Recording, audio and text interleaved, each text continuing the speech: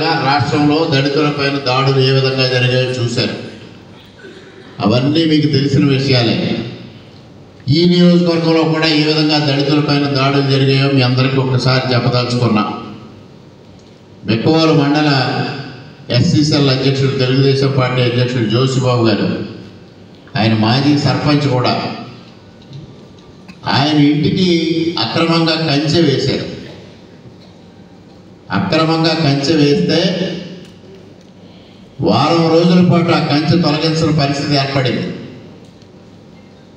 నేను అనేక విధాలుగా పోరాటం చేశాను.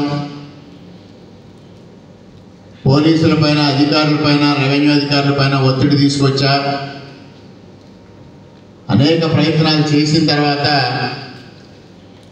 నేను నేషనల్ హ్యూమన్ రైట్స్ కమిషన్ కానీ, నేషనల్ ఎస్సీ రైట్స్ కమిషన్ కానీ ఒక కంప్లైంట్ ఇచ్చి ఆ కాపీలు కలెక్టర్కి, ఎస్పీకి ఇచ్చిన తర్వాత కేంద్ర ప్రభుత్వం నుంచి, ఆ కమిషన్ నుంచి వచ్చిన ఆదేశాల మేరకు హుటాహుటిన అర్ధరాత్రి వచ్చి కలెక్టర్ గారు, ఎస్పీ గారి ఆధ్వర్యంలో ఆ కంచె తీసేయడం జరిగింది. మరి జోషిబాబు గారి విషయంలో స్పందించిన కేంద్ర ప్రభుత్వం ఎవరండి? బీజేపీ ప్రభుత్వం కాదా ఆ రోజు? ఒక్కసారి గమనించాల్సిన అవసరం ఉంది. అదేవిధంగా పెద్దాడ గ్రామానికి చెందిన సాంబత్తుల భాగ్యలక్ష్మి తెలుగుదేశం పార్టీ తరఫున ఎంపీటీసీగా పోటీ చేయాలని నిర్ణయిస్తే ఆవిడ నామినేషనే వేయకుండా వైఎస్ఆర్సీపీ నాయకులు అడ్డుకోవడం, ఆవిడ ఇంటి నుంచి కదలకుండా ఇంటి చుట్టూ వైఎస్ఆర్సీపీ నాయకులు ఉండడం. అప్పుడు నేరుగా నేను వారి ఇంటికి వెళ్ళి భాగ్యలక్ష్మి గారు నా కారు ఎక్కించుకొని నామినేషన్ దాఖలు చేయడానికి పెద్దపూడి తీసుకెళ్తే నా కారు వెంట 100 బైకులు వెంటాడుతూ మరలా నామినేషన్ వేయడానికి వీలు లేకుండా రోడ్డుపైన అడ్డంగా కూర్చుని, నా కారుకి అడ్డంగా కూర్చుని గలాటా సృష్టించడం, దానికి సంపూర్ణమైన సహకారం పోలీసులు అందించడం. అప్పుడు నేను వ్యూహాత్మకంగా ఆలోచన చేసి ప్రపోజల్ చేత నామినేషన్ ఫైల్ చేయించడం. ఆ విషయం తెలిసిన తర్వాత మరింత రెచ్చిపోయి నా కారు పైన దాడి చేసి నన్ను ఇబ్బంది పెట్టాలి, సాంబత్తుల భాగ్యలక్ష్మిని ఇబ్బంది పెట్టాలని ప్రయత్నం చేస్తే మరలా మేము అక్కడి నుంచి తప్పించుకు వెళ్ళి వడిసేరు గ్రామంలో మన గగారిన్ గారి ఇంట్లో భాగ్యలక్ష్మి గారిని ఉంచడం, మరలా అక్కడి నుంచి నిడదవోలు షిఫ్ట్ చేయడం. అలా 3 రోజుల పాటు సాంబత్తుల భాగ్యలక్ష్మి గారిని ఎవరికి దొరకకుండా ఉంచి నామినేషన్స్ విత్డ్రాల్స్ అయిన తర్వాత తీసుకొచ్చి నేరుగా ఎస్పీ గారి దగ్గర నేను హాజరుపరచడం కూడా జరిగింది.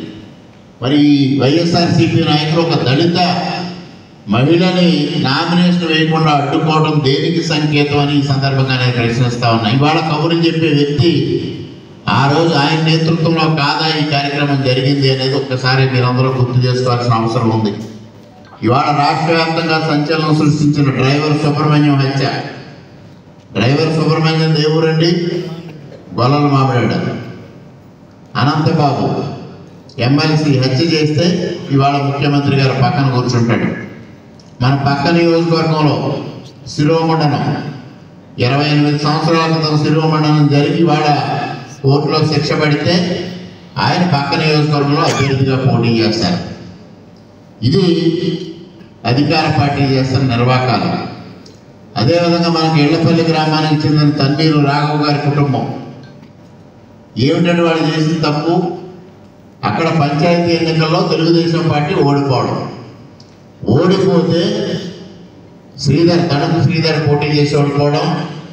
ఆ రాత్రి గెలిచిన సర్పంచ్ బాణాసంచా కాల్చుతూ తన్నీరు రాఘవ్ గారి కుటుంబం దగ్గరికి వెళ్ళి ఎక్కడ బాణాసంచా కాల్చుతూ ఉంటే తన్నీరు రాఘవ్ గారి అమ్మాయి, ఆ అమ్మాయికి డెలివరీ అయ్యి 1 నెల రోజుల బిడ్డ, బాణాసంచా ఇక్కడ పేలిస్తే ఆ బిడ్డ ఇబ్బంది పడుతుంది అని వీళ్ళు చెప్తే వాళ్ళని దుర్భాషలాడి అసభ్యంగా ప్రవర్తించి ఒక మహిళల పట్ల, దళిత మహిళల పట్ల అసభ్యంగా ప్రవర్తిస్తే ఆ విషయాన్ని వారు నాకు చెప్తే నేను మరలా వెంటనే పోలీసులకు ఫోన్ చేస్తే ఎస్ఐ వెళ్ళి కూడా లాఠీ చూపిస్తూ చాలా అసభ్యంగా మహిళల పట్ల ప్రవర్తించడం జరిగింది.